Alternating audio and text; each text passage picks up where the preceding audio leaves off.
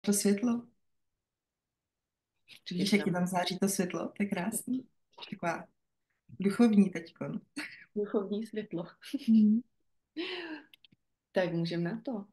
Recording. Tak ahoj Luci, já tě tady vítám. Jak se máš dneska? Ahoj, mám si krásně, protože začínám ráno s tebou, tak co víc můžu ptát, že jo? Luci, my už se známe tolik let. Já jsem si říkala, že by bylo krásné, když jsme spolu natočili rozhovor, protože si myslím, že máš spousta, co ženám nabídnout, pracuješ hodně s ženama a i pro ten náš obor fotografie prostě máš hodně zkušeností a hodně i znalostí, co předat. Takže jsem si říkala, že spolu začneme takhle hezky ten rozhovor. Tak pojďme na začátek, že se nám představíš, řekneš nám něco o sobě, co teďka děláš, jak jsi začínala, takový story, jo, kdo tě nezná, tak ať tě pozná.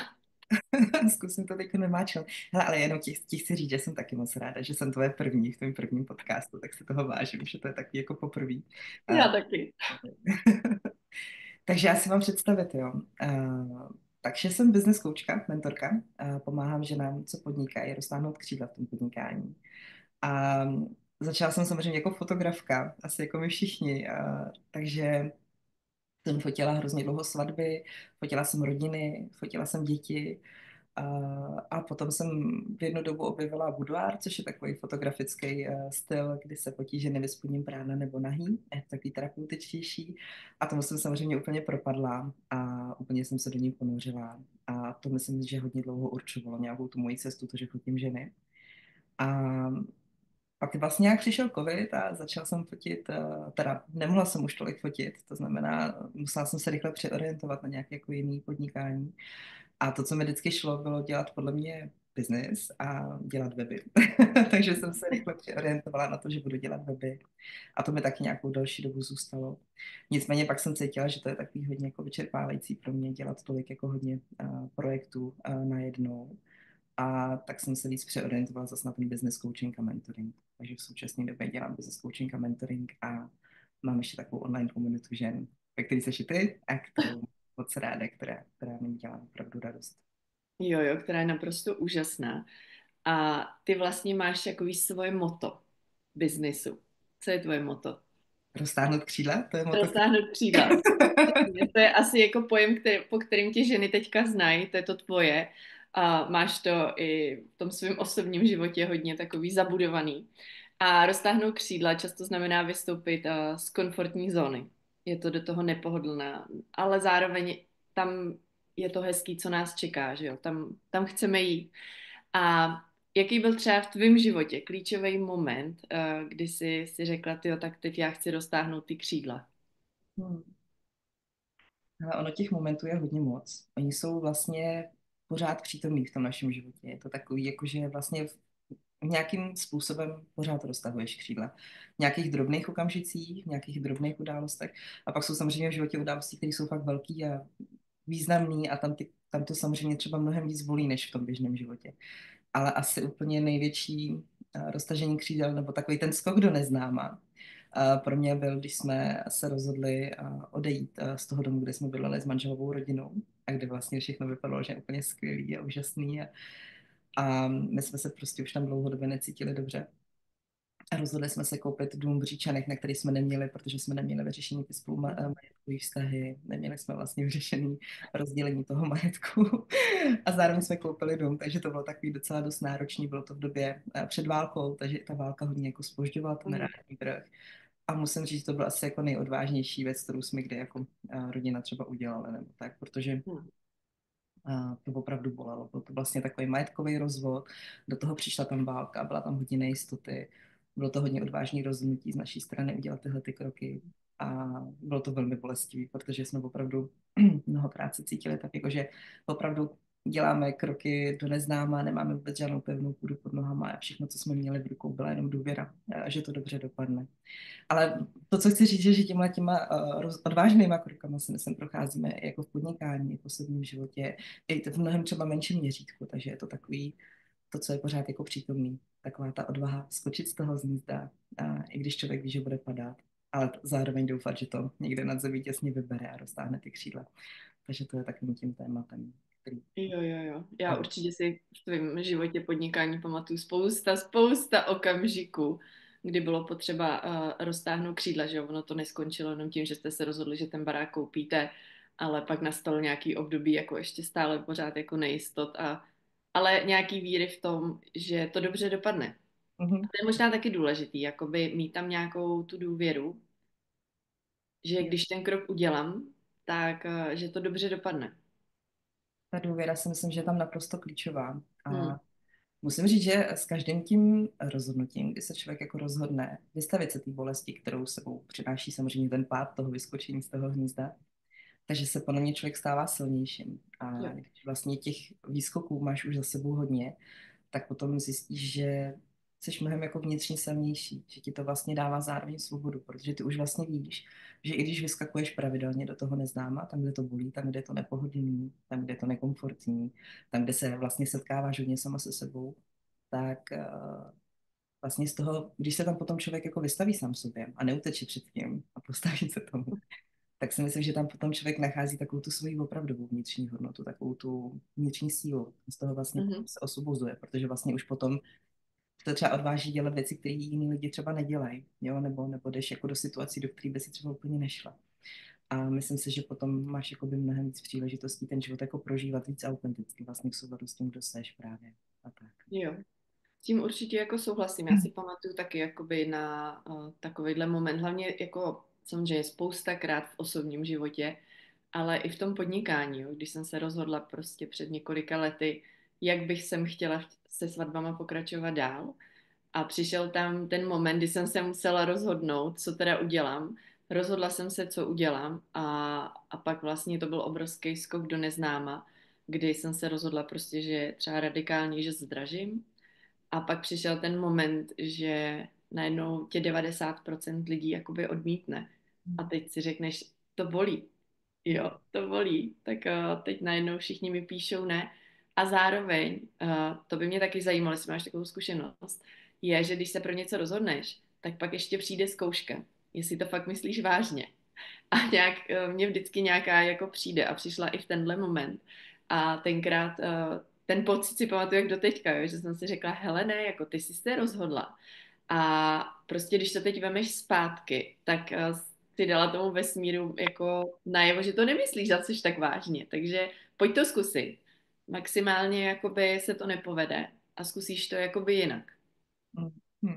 Ale fakt souhlasím, protože v tom podnikání, přesně jak říkáš, tak Hmm. ty skoky jsou jako hrozně běžný. Jo. Je to nejenom to, že vstoupíš do toho podnikání a fakt jako nemáš plnou půdu pod nohama, ale je to spousta okamžiků, kdy zdražíš, kdy se rozhodneš dát víc sama sebe do té značky, kdy vlastně opravdu Jo. se třeba víc odhaluješ v nějakém smyslu. Nebo kdy se třeba rozhodneš být víc vidět, nebo někde vystoupit, nebo prostě být jako víc slyšet a podobně. Takže samozřejmě to jsou všechny ty kroky té odvahy.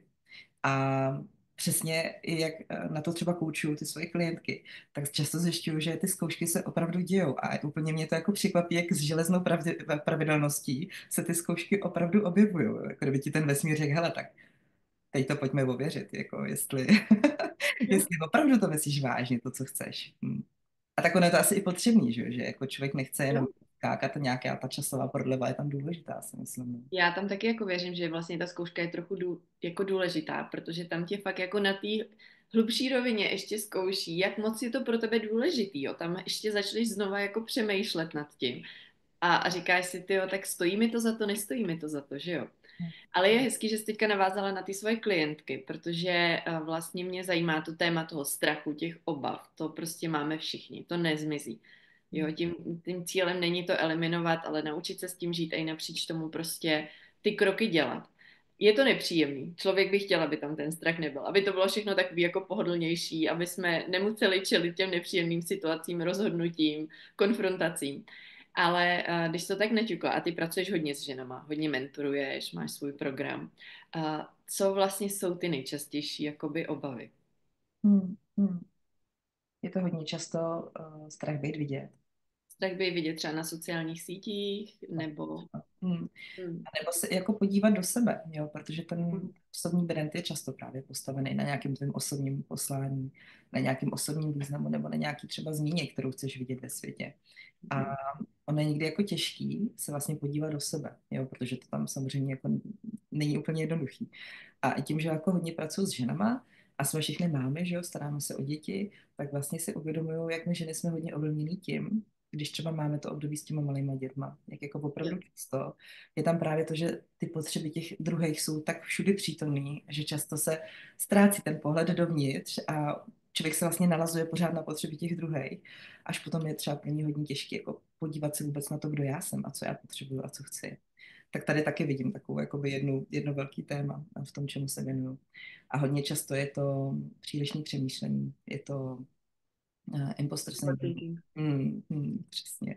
Nebo taky přílišná kontrola a perfekcionismus. To jsou taky takový často jako to takový, jako, teď jsem nedávno zrovna koučovala klientku, která taky chce roztáhnout ty křídla a vyskočit z toho hnízda a ona to popsala, že je to ptáče v tom hnízdě a má tam jako 3 další ptáky, který tam stojí a brání jí tam a my jsme definovali, že to je perfekcionismus, přílišná kontrola a to třetí, už si nepamatuju, co to bylo, ale přesně, jako, že jsou to takové jako 3 velké jakoby, věci, které ti tam opravdu brání vyskočit. A tak jsme řešili, jako co s nima. Ona říká, hele, oni tam vždycky budou, ale možná bych se mohla nějak jako proklouznout a jako skočit, jo, že je to tak. Jo, jo, souhlas. A Hmm. Luci, když by si řekla, ono asi nejde říct, která je ta nejvíc. Já si myslím, že to je fakt taky kombinace. Ale třeba jakoby to overthinking je takový velký, jo, protože tam je takový jako, co když nejsem dost dobrá? Co když na to, co na to řeknou ostatní? Co když si mě nikdo nezabukuje? Ty jo, můžu si já vůbec za svý fotky říkat peníze, nebo můžu si za ně říkat tolik? Takže tam v tom overthinking může být i ten perfekcionismus, i ostatní věci. No, jak třeba pracujete s tímhle, jak na to? Ono se to často prolíná, tyhle ty oblasti, které se vyjmenovala. A já si myslím, že úplně jako první částí je si to zvědomit, jo? Že to je jako opravdu důležité si říct, co se tady děje a proč. A potom se mi jako hodně často vyplácí jít s těma klientkama trochu jako víc do hloubky, právě jako ke kořenům toho, kde tohle to vzniká. Když je tam ten perfekcionismus nebo to přílišné přemýšlení, protože to je forma kontroly na tu situaci. A kontrolujeme často situaci nebo druhý lidi v okamžiku, kdy se necítíme bezpečně nebo kdy se necítíme v jistotě. No a potom je často důležité si třeba říct, hele, a co mi to jako teda bere? To, že vlastně hodně přemýšlím, nebo to, že jsem perfekcionista a podobně. A tam člověk vždycky zjistí vlastně, jako, jak opravdu ho to jako ovlivňuje nejenom třeba na úrovni toho podnikání, ale třeba i na vztahový úrovni nebo na nějaký jako zdravotní úrovni. Jo, jakože opravdu jsou tam jako různé oblasti toho, kdy tyhle ty věci nás ovlivňují. No a pak často bývá zajímavý překvapení pro ty moje klientky, když zjistí, co jim to vlastně dává, že si to přílišným přemýšlení třeba nesou, nebo ten perfekcionismus. Protože Mhm. vždycky, když si tyhle ty věci jako člověk hýčká, a hýčkáme si je všichni, to je úplně v pořádku, tak ale je to často z důvodu, že nám to dává nějaký komfort, dává nám to právě nějaký pocit bezpečí, tomu, že se vlastně nemusíme vystavovat sami sobě a tím svým nevyřešeným věcem, že to je vlastně taková forma útěku, proto si držíme ty různé sabotáže. Ale to, co je často potřeba udělat, je, když si to opravdu člověk zvědomí, tak je vlastně podívat se před tím, čím utíkám. Ne, před čím utíkám.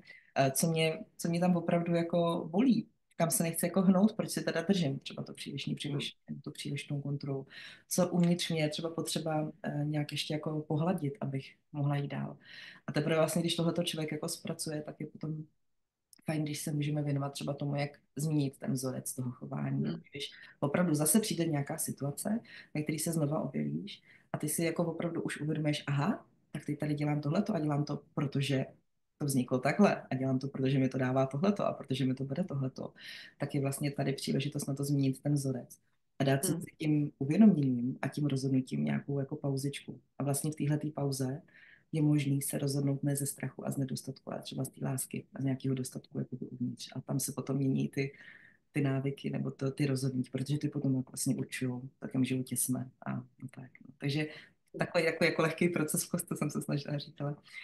Mně to dává úplně, jakoby to dává úplně smysl. Kdybych to vzala třeba nějak jako prakticky, jo, tak mě třeba napadá. Fakt úplně takový jednoduchý příklad.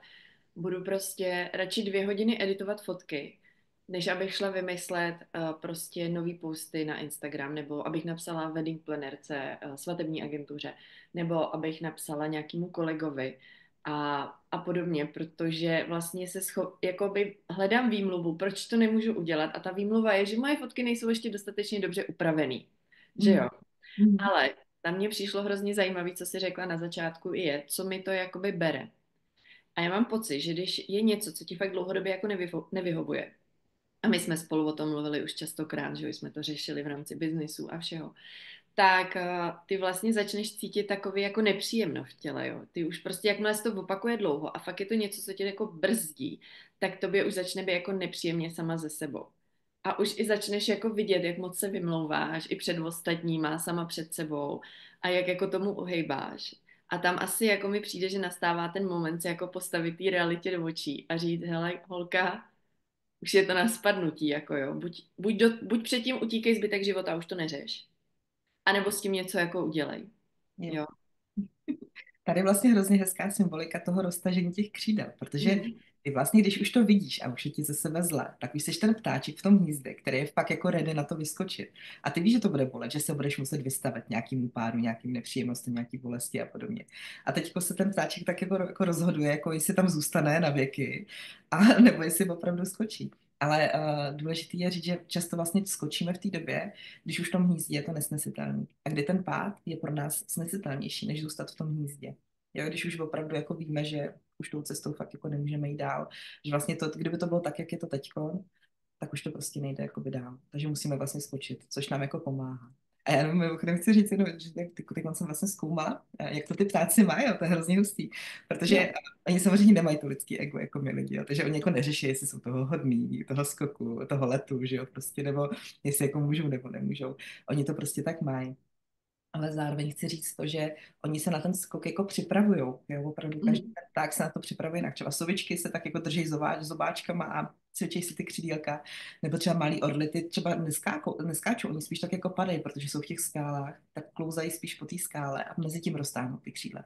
A zároveň tam vždycky mají ty jako rodiče, všichni ty ptáci, kteří vyskakují z hnízda, který je podpořejí, který je třeba přestanou víc krmit, jo, nebo jim začnou jim rozebírat hnízdo pod zadečkem, jo, aby jako je podpořili k tomu skoku. Takže chci říct, ty ptáci to tak neřeší a zároveň ale na to nejsou sami, nejsou na to bez té podpory, což si myslím, že je důležitý. Jo, takže se zároveň cvičej, ale nejsou na tom bez té podpory. Tak to mi jenom přišlo jako hezký, že si to člověk opravdu uvědomí, že to jsou prostě věci, které se v přírodě dějou běžně.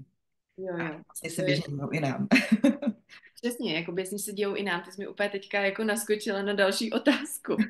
Ale a ještě k tomu jenom dořeknu jednu věc a že vlastně je fajn jako neskákat hned, ale právě jako si to cvičit postupnýma krokama a třeba i v mém případě, když jsem se rozhodla, že radikálně omezím množství svadeb, zároveň budu muset kvůli tomu zdražit, abych jako vydělala tolik, kolik potřebuju, tak to taky nebylo jako 100% krok, ale bylo to OK, za 2 roky bych se chtěla dostat sem, mám 2 roky, co proto teďka potřebuju udělat? Proto potřebuju udělat, mít portfolio, skontaktovat se se správnýma lidma, udělat si podle toho web. A opravdu ty 2 roky, jako jsem šla step by step k tomu cíli, kam jsem chtěla. A na té cestě ty můžeš jako ladit, jo, jestli jsem udělala dobrý krok, neudělala, tady vyladit, možná potřebuji přidat a podobně. Takže to mi přijde jako taky důležitý říct, že to není jako, že najednou z 0 na 100, ale krok po kroku. A ty, jak si právě říkala, že ty ptáčci na to nejsou sami, tak moje další otázka byla, že ty vlastně pomáháš teda ženám roztáhnout ty křídla. A mě by teďka zajímalo, jakoby prakticky nějak, jestli můžeš popsat, jak to vlastně jako vypadá, jak ty jim pomáháš jako roztáhnout ty křídla. Mhm. No, já si myslím, že to je, že vlastně jim jako nepomáhám. Oni si jako pomáhají sami tím, že si dají ten prostor na to, Mhm. třeba ty věci zvědomit, a prostě jenom chtějí třeba i trochu urychlit jako ten proces, protože když je na to člověk sám, tak často má někdy problém si jako zorganizovat ty myšlenky nebo ty pocity nebo podívat se jako do hloubky. A když se vlastně věnuje ten prostor, že ten druhý člověk tady je pro něj, tak se může vystavit právě tomu, že je tady s tím tématem, že ty otázky jako přicházejí a já je samozřejmě dávám a ono to člověka jako nutí se na to soustředit. Takže já si vlastně myslím, že to, že si mě třeba klientka najme, tak je právě ten její akt, že ona už jako je připravená na tyhle ty věci a vlastně ona pomáhá sama sobě tím, že si dává prostor se tomu věnovat. A já jsem tady vlastně pro ní, abych ji podpořila v tom, abych jí třeba pokládala ty správné otázky, aby jsme se dostali k tomu jádru, aby to pro ní bylo příjemnější. Takže vlastně podle mě to není úplně tak o mě, ale hodně o těch Mhm. klientkách, že se ozvou a že jsou vlastně na to připravení. Takže vlastně máte nějaký jako one-to-one sezení, kdy spolu trávíte třeba hodinu a Mhm. pracujete na nějakým daném tématu, kterou v tu chvíli je potřeba. Jo, většinou si stanovíme nějakou zakázku a zhruba Mhm. počet jako sezení, který na to padne a pak se tomu opravdu jako soustavně věnuje. Hmm. Ty k tomu máš vlastně ještě jakoby Lucis, Mhm. kde to je takový jakoby networkovo vzdělávací program, jestli to říkám dobře. Jo, je Jak to ty bys to online popsal? komunita. Jak bych popsala CIS, je to, pro mě je to hodně jako online komunita, kde je teda jak vzdělávání v oblasti třeba tvorby značky webu a tak dál, ale zároveň je tam hrozně hezká atmosféra, taková podporující a myslím si, že to, když je člověk v CIS, tak je vlastně se drží těch svých vibrací, že jako chce na té cestě růst, chce se stát tou změnou, kterou chce vidět ve světě v rámci té osobní značky a že je to taková jako podporující aktivita, kdy zase ho to táhne, nebo mu to pomáhá táhnout k tomu cíle. Takže, ale někdy to kombinuju, vlastně kombinuju někdy klientky, když mám třeba na dlouhodobější coaching, třeba na roční, tak vlastně kombinuju ho s tím členstvím Lucis, aby Jo, se tam mohly dít ty věci, jak skupinově, tak jako individuálně právě s klientem. souhlas. Já jsem uvnitř, takže určitě ta komunita je tam úplně úžasná, všechny A tam ženy. skvělý přednášky taky jsou, Je víš. to, je to úplně boží. I přednášky, i holky, jak se podporují a píšou si vlastně spolu. A my v obě už jsme si prošli sami jako mentoringama, coachingama, že jo, dokončili jsme letos koučovací výcvik. A takže vlastně asi jako v obě i z té pozice toho koučovaného, i toho, který jako vykoučuje, nebo mentoringu, tak máme ty zkušenosti, jak vlastně fakt jako ta síla v tom nebejt na to sám je jako obrovská, jo, protože my se to snažíme vymyslet jakoby tou hlavou, ale když tam nemáme někoho, s kým to můžeme fakt jako probrat a on nám třeba nastaví zrcadlo nebo reflexi nebo zkušenost nebo položí fakt dobrou otázku v tu chvíli, tak se můžeme furt jako točit takovým kolem, jo. A ještě zvlášť, když jsme jako třeba fotografky, a teď fakt jsme na to jako sami. My ty malí podnikatelky většinou jsme jako, že v tom biznise sami, jsme marketěčky a biznis prostě a teďka jako brand a teď finance, ale vlastně jako hlavně chceme fotit, to je to, co nám jde, že jo. A teď ale musíš jako obsáhnout všechny ty role a tak jako občas jsi tom taková jako sama. A tam mě zase přijde skvělý mít ten network, tu komunitu, jo, kterou myslím, že my jsme si jako budovali od začátku, co se známe a vždycky bylo jako důležitý, že máš někoho, na koho se jako obrátíš a řekneš, hele, co si myslíš, nebo mám takovejhle plán, nebo tohle se mi nepovedlo, nebo jak to vnímáš. Takže fakt jako nebejt na to sama. A nevím, jestli každá takhle podnikatelka vlastně má nějaký svoji komunitu nebo nějakého svého buddyho, ale přijde mi to neskutečně důležitý. Protože jsme vlastně obklopený lidma, kteří jsou na stejné cestě, jenom každý je Hm. třeba hrozně daleko a každý má jako různé zkušenosti v nějaké oblasti. A když se to dá potom dohromady, když ty lidi opravdu můžou sdílet tu svoji fázi cesty nebo ty zkušenosti, které tam prožili, tak pak je to hrozně obohacující, že jo? Protože ty seš v řece s těma lidma, kteří plavou stejným směrem. Je to vlastně hrozně hezký a podporující, protože si můžete předávat zkušenosti, sdílet, podporovat se. Tam, kde ty se učíš plavat a někdo už třeba plave, tak tě podpoří a nebo ti dá nějaký třeba tip, co by mu pomohlo. Nebo když třeba začneš někde panikařit z hluboké vody, tak ti může třeba někdo říct, hele, možná třeba se je potřeba zamyslet na tohletou věcí a pomalu se Jo, to. jo, souhlas. Souhlas. Určitě najít si svoji komunitu, svoje ženy a každý vlastně jako člověk, bez ohledu na to, na jaký jako je úrovně, tě může něčím obohatit. Jo? A ty nikdy nevíš, z jaký strany to jakoby přijde. To mi přijde jako na tom absolutně jako krásný. No a když se třeba teďka zaměříme vyloženě na ten svatební jako trh, na, na ty svatby, tak tam třeba vnímám, že ženy někdy můžou mít pocit, že je těžký se jakoby odlišit. Naprosto souhlas, po covidu prostě strašně moc fotografů a prostě může tam fakt jako nastat problém, jak to jako uchopit. A tam nastává asi ta role toho být jako svá, být jedinečná, být autentická, vědět, co chci a kam mířím. A pak tam může podle mě jakoby nastat ten zlom toho, že ta značka je dlouhodobě nějak úspěšná, protože se nekouká na to, co vyloženě dělá konkurence, nereaguje jenom na trendy, ale má nějakou svoji vizi. A jak tohle to vnímáš ty? Hmm. Já to vnímám hodně podobně jako ty, jako to mluvíš, ale zároveň si vlastně fakt uvědomuju, jak jako vstoupit do takhle konkurenčního jako trhu, jako je fotografický trh, nebo i třeba svatební průmysl u nás, jak je vlastně strašně jednoduchý. Pardon.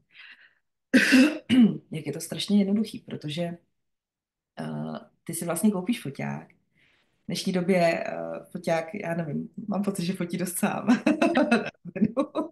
Je to hodně jednodušší, Je než to to o hodně jednodušší, bývalo. než když jsme začínali před těmi 15 lety fotit, že jo? Nebo když jsem třeba před 20 lety, 25 měla nějakého starého ruského Zenita, kde opravdu nebylo nic. Ale to, co je jako jednoduché, je koupit si foťák a začít fotit, že jo? Ale to, co je strašně těžký, je se podívat dovnitř sebe a najít tam tu svoji jedinečnost, najít tam ty svoje vlastní hodnoty, které jako projevuješ. Protože to je právě to, co člověka odliší. Jako ono je jednoduchý vstoupit na ten trh, ale je těžký se na něm udržet.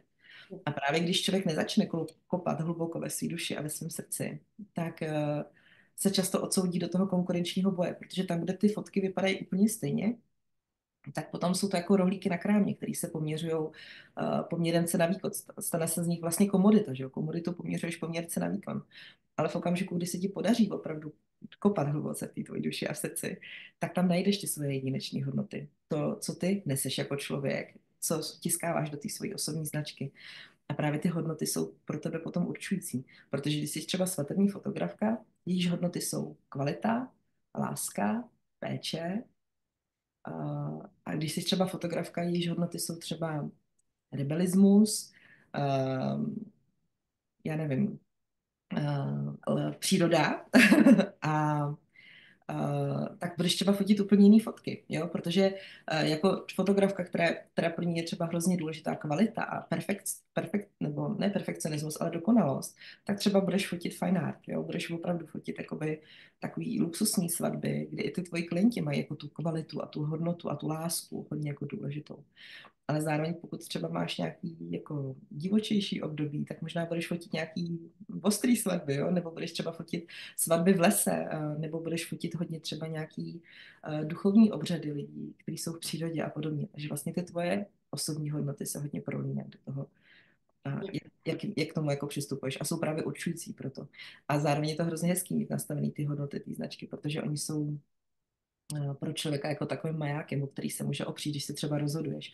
A vlastně to, kdo seš ty, jak to vnímáš, tak by každý fotograf měl vlastně vtiskávat nejenom do těch svých fotek, ale samozřejmě do svého webu, do té komunikace a podobně. Protože už jenom když to vezmeš, když si člověk vědomý té svojí jedinečnosti a těch hodnot, který jeho značka nese, tak už jenom to, jak fotíš tu fotku, protože každý, když vyfotí fotku, tak udělá 1000 rozhodnutí ohledně toho, jak ta fotka bude vypadat. Jo, dej 1000 fotografům jeden objekt a každý vyfotí úplně jinou fotku, protože se tam hrozně odráží ten náš vnitřek. Proto je to tak důležité vlastně rozumět sami sobě a tomu, co neseme, mít v sobě jasno, protože to jasno je hrozně důležité. To jasno je, myslím, sama v sobě a v tom, co chci dělat, je extrémně důležitý, protože pak to naše portfolio je konzistentní, pak ta naše komunikace je konzistentní a pak vlastně to, co máme uvnitř, tak vyzařujeme a přitahujeme. A pokud v tom jasno nemáme, tak jsou tam nějaký bloky a to vyzařování není takový jako přirozený a tím pádem nepřitahuje ty správný lidi k nám. Jo, s tím naprosto souhlasím. To trochu obšírně, veď, ale... Já si myslím, že jsi to řekla úplně jako krásně jasně. Mně se líbí, když tam dáváš ty praktické jako příklady, protože ono občas je pak těžký si to jako představit, jo, když je ten na takový teoretický úrovni, ale máš úplnou pravdu, jo. Vždycky ta vize a to poznání je jakoby tím základem, že jo. A já vím, že i my jsme spolu pracovali, to už taky bude 4-5 let na mým ještě webu, takže jsme si jako hodně detailně prošli tu značku, že jsme si fakt povídali, a co jsou tvoje hodnoty a kdo jsou tvoji klienti a jak to vidíš, jak to vnímáš a co je pro tebe důležitý. A tohle je taková jako práce, do které se nikomu moc nechce, ale pak je to rozhodující. Jo. A já jsem si vlastně jako, ne že všimla, ale fakt ty lidi, kteří jsou na tom trhu, a teď nemyslím jenom českým, ale spíš světovým, fakt jako úplně jako topky a nahoře, tak to jsou věci, které oni mají jako srovnaný. To oni vědí.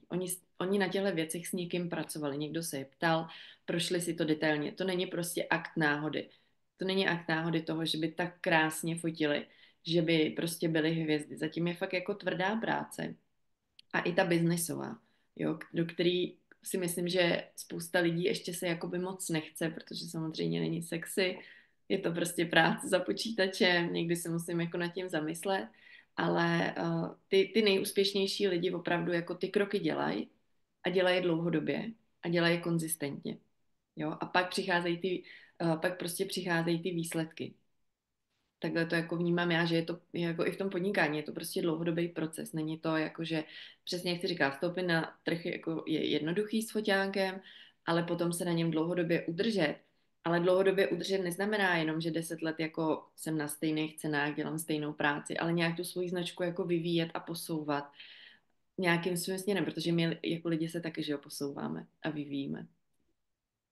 Že mimochodem na té podnikatelské cestě asi to nejobohacující, nejobohacující. Věď. No, Jo. je to velmi obohacující, si Je to říct, velmi obohacující. Přesně, tam taky je takový sebepoznání trochu. protože jsi vystavená tolika situacím, kde vlastně sama sebe opravdu jako objevuješ, jo? A to je vlastně hezký nacházet sama sebe v tom všem, kultivovat to, posouvat to, rozvíjet to, růst. Přesně. To je na tom hrozně hezký, že to podnikání je opravdu skvělý nástroj vlastně osobního růstu, že jo? Procházíš pádama, strachama, nejistotama, Přesně tak. hodnocením a vším. Luci, mám tady poslední otázku a to jsou finance. Jo, jsme ženy. Jaký máš vztah k financím? Já nevím, od cenotvorby, nebo jak vnímáš peníze jako takový, jaký máš za těch 15 let, si říkala? Mhm. Už Mhm. vlastně jako zkušenosti toho být podnikatelka a třeba procházet si tím, že možná někdy je těch peněz víc a někdy je těch peněz míň a jak ty k tomu jako přistupuješ i mindsetově. Mhm. No, tak začnu tím, že mám velmi pozitivní vztah k penězům. Ty moje holka. Rozhodně už ho teď jako mám. Samozřejmě jsem ho neměla, když jsem začínala podnikat. Tam bylo eh, spoustu věcí, kdy fakt člověk dělá jako kraviny s těma penězma. Ale já si jako fakt myslím, že právě třeba ta cenotvorba nebo to, co si bereme za svoje produkty a služby, tak právě hodně souvisí s tou naší sebehodnotou. A v okamžiku, kdy třeba člověk začíná a není ještě vystaven tolika věcem, tak často vlastně je hozený do vody i v rámci tohohle toho. Takže co já jsem dělala jsem strašně moc věcí, jako že si bereš opravdu málo, že dáváš svým klientům příliš, že se podhodnocuješ, že se vlastně snažíš dát až příliš moc. Jo? To je jako mimochodem jako pořád něco, s čím jako tak jako pořád bojuju jako člověk. Um, a ale jako zase na druhou stranu musím říct, že za těch 15 let, co podnikám, jsem jako nikdy nešla do mínusu, že jsem vlastně vždycky na všechno, co jsem potřebovala, vydělala. A to mi teď jako zpětně docela dává takový pocit jako jistoty a bezpečí, že, což si myslím, že je hodně určující právě pocit pro ty finance, že ať se stane cokoliv, tak vím, že se vždycky o sebe postarám, co se týče peněz. A tohle to ti podle mě potom dává takový to místo uvnitř, kdy se nerozhoduješ že ze strachu, Mhm. nebo z toho, že nejsi hodná, aby k tobě ty peníze tekly, ale spíš jako z takového jako dostatku, že máš tu sílu v sobě, že vlastně víš, že se o sebe vždycky jako finančně postaráš. A to už teda jako za těch 15 let díky bohu vidím, ale předtím jsem to vlastně neviděla. A on člověk jak v sobě jako uvnitř má ten nedostatek, jak se vlastně bojí o ty peníze, tak ho samozřejmě i vyzařuje. A ty lidi to vnímají, že jo, kolem sebe ty klienti a pak samozřejmě přitahuješ klienty, kteří ti to pomáhají vyřešit tyhle ty věci toho nedostatku. Takže je to rozhodně fajn, že si tím člověk prochází, ale musím říct, že ten pocit bezpečí a jistoty ohledně financí člověk jako nezíská zvnějšku těma penězma, ale musí ho vlastně získat vevnitř, aby ho pak vyzařoval a vlastně přitahoval, jo. Já teď nevím, jestli to je srozumitelný, ale... Je to úplně srozumitelné, je to vlastně, jestli jakoby přemýšlíš z pozice dostatku nebo nedostatku, ale zároveň je hrozně jako těžký říct, jak to jako máš dělat, nebo jak se to vlastně dělá, abych začala přemýšlet z pozice dostatku, když třeba mám zrovna nedostatek. Hmm. Myslím No. si, že je hrozně důležitý to jako zase si to zvědomovat, jo. Říct si, Hmm. hele, třeba ty se fakt hodně bojím o ty svoje peníze, nebo fakt jako jsem v nějaký situaci, která je nepříjemná, ale a udělat to jako jinak, protože hele, když třeba napíšeš někomu e-mail, když třeba vidíš jenom písmenka, tak pořád cítíš tu energii za tím e-mailem, jo. To nejsou jenom písmenka, nebo když si přečíš třeba příspěvek na Instagramu, vždycky jako na tím pozadí jsou prostě nějaký jako energie, kterou jako cítíš, nebo když takhle spolu mluvíme, tak vždycky cítíš jako slova, ale cítíš toho mnohem víc, než jsou jenom ty slova. A proto, když je tam ten vnitřní jako nedostatek, nebo ten strach o ty peníze, nebo nehodnota, kterou ty klienti vycítí, tak ty prostě vyzařuješ, ať jsi nebo ne. Takže vlastně je hrozně důležité se jako mentálně dostat do toho dostatku. I třeba na chviličku na sílu, jo? Pokud to prostě nejde jako prozatím jinak, ale opravdu se zase zastavit, dát si tam ten prostor a zkusit vlastně se k tomu postavit jinak, jo? Dát si třeba ráno jako meditaci, nebo se nějak jako dostat víc do toho stavu, kdy je člověk jako v dostatku a v bezpečí spíš než právě naopak, protože pak to vyzařuješ, pak vlastně ty lidi k sobě přitahuješ a nehoníš se za motýlem a spíš jsi taková zahrádka, na který jsou ty Zahrádka. stíčky a která vlastně přitahuje ty motýlky a ty se za nimi jako nemusíš potom honit s tou síťkou právě. To takový jako otočení. Ne, ne, tohle mám hrozně ráda, to přirovnání k té zahrádce, kdy ty si pěstuješ ty kytičky a ty motýlky vlastně přilákáváš. Co mě asi fungovalo v době těchto situací, bylo, já vždycky ráda takový jako řečení fake it until you make it, ale ne v tom smyslu, že si na něco hraju, ale že vlastně se snažím jako té situaci věřit, protože vím, že to je pro mý dobro, jo. Být v tom jako realistická, ale jako věřit. Takže například s těma financema, že prostě já jsem si vždycky říkala, že to je dobrý, že to zvládnu, že to bude a chtěla jsem tomu věřit a snažila jsem se tomu věřit a ono to nějak jakoby fungovalo. Ale jakmile jsem jakoby nechala, protože my si můžeme jako rozhodnout o těch našich myšlenkách, co tam v té hlavě máme, že jo. Ale jakmile jsem si nechala třeba nějakýho fakt brouka tam vlízt a najednou jsem sklouzla do té komfortní zóny, že je vlastně pohodlnější ho si ho tam nechat, tak to pak nefungovalo, jo. Ale ono vlastně tohle to jako fake it until you make it je taky trochu jako vystoupení z komfortní zóny. Ty Je to prostě musíš sama sobě nastavit tu hlavu na to, že to je takhle, nebo že to takhle prostě budu teďka vnímat a budu zkoušet, co to se mnou udělá, nebo co to třeba udělá právě, když jdu komunikovat třeba cenu, jo? Protože komunikovat cenu není úplně jako příjemný, vyžaduje to trénink, čas, ale říct si, hele ne, teďka prostě se nastavím na to, třeba udělám si nějakou malou vizualizaci nebo já nevím, manifestaci a říkám si, hele ne, teď jsem prostě v té pozici, odkomunikuju tohle cenu a uvidím, jak to dopadne. A musím říct, že vlastně ve vícero případech, nebo v většině případech to vlastně dopadlo tak, jak jsem chtěla.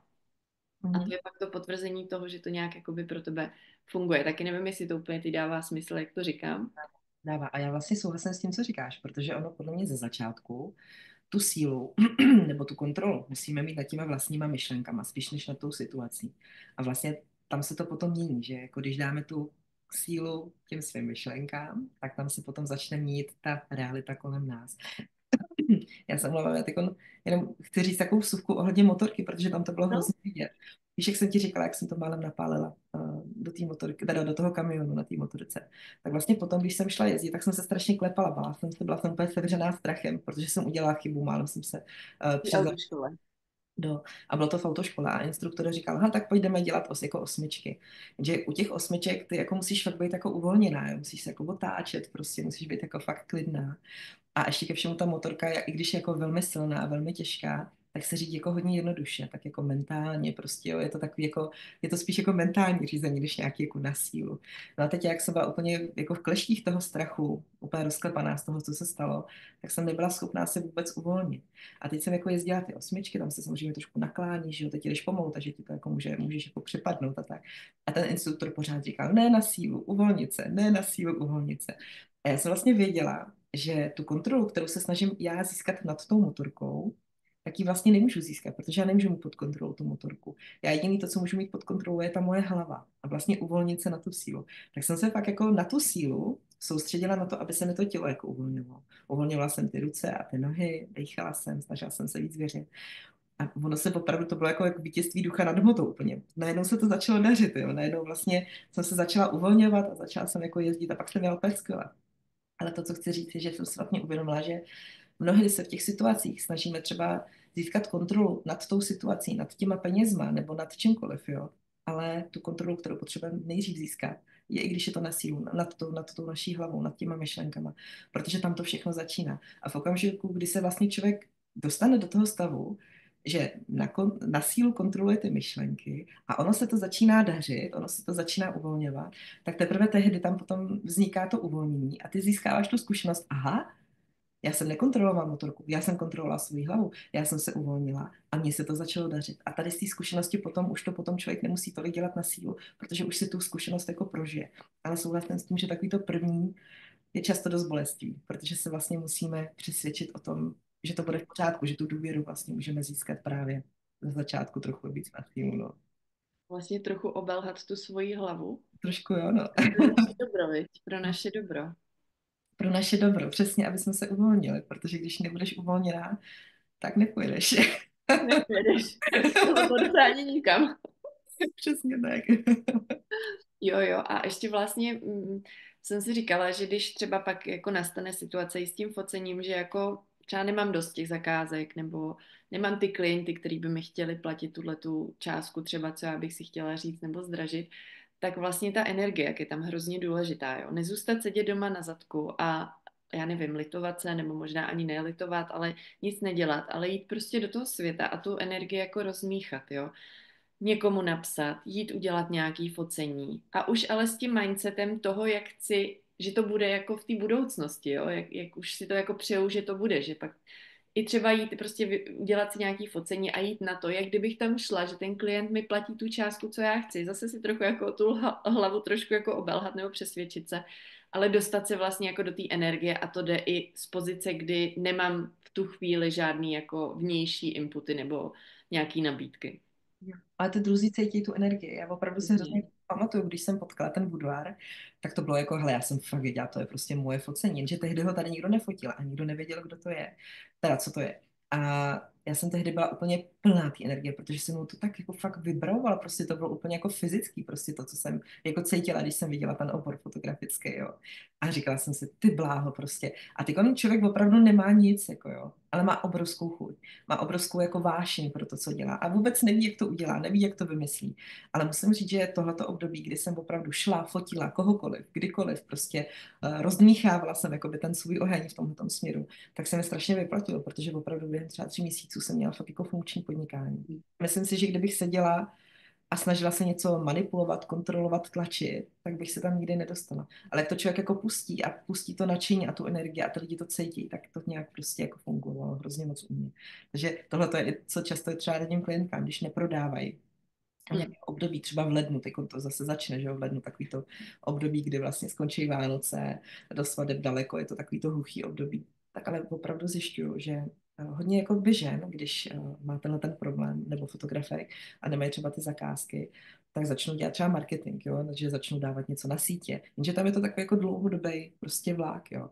Zatímco někdy jako funguje, fakt udělat nějakou skvělou nabídku, ze který je člověk jako nadšený, a kterou hrozně jako chce fakt jako udělat, jo, něco fakt jako vytvořit a prostě oslovit ty lidi, pro který by to mohlo být. A tohle to hrozně funguje jako prolomit ty ledy, jo, my to třeba s některýma klientkama děláme jako opakovaně, že si mě vždycky najmou, abych je trochu namotivovala, aby tohle to jako udělali a opravdu toto ovoce jako přináší, protože ty vytvoříš něco, z čeho máš radost a pustíš to mezi lidi, to znamená, děláš najednou prodej, neděláš marketing a ono to jako funguje, přitahuje to k tobě, ale musíš z toho být jako vnitřně jako nadšená, musíš z toho mít radost a chtít to šířit dál. Snažit se zůstávat co nejvíc na té dobré energii prostě, na těch mých vibracích, které mě motivují dál a dál. Já vím, že to zní jako ezokec, ale je to prostě tak, no. Je to tak? A ještě k tomu mít dobrý kámošky, který tě právě v tom jako podpoří a když vidějí, že potřebuješ nakopnout, tak tě trošku nakopnou a nebo nainspirujou, nebo prostě právě, že třeba tvoje kamarádka udělá něco strašně cool a ty si řekneš, hele, je to super, teď vlastně já můžu taky.